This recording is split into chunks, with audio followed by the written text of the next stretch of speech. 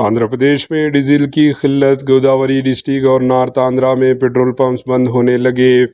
پڑوسی ریاست آندھرا پردیش، جہاں ڈیزل کی شدید قلت نے حالات کو نہایت ہی سنگین بنا دیا۔ ذرائع کے مطابق آندھرا کے گوداوری ڈسٹرکٹس اور نارتھ آندھرا کے مختلف علاقوں میں ڈیزل کی سپلائی میں کمی کے باعث کئی پیٹرول پمپس بند ہونے لگے ہیں۔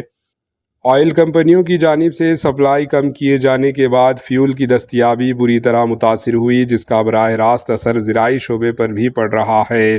خاص طور پر دھان کی کٹائی کا عمل رک گیا ہے، جبکہ ایکو فارمنگ سے وابستہ کسان بھی شدید مشکلات کا سامنا کر رہے ہیں۔ دوسری جانب کریڈٹ سہولت بند ہونے کی وجہ سے پیٹرول پمپ ڈیلرز بھی مالی بحران کا شکار ہو گئے۔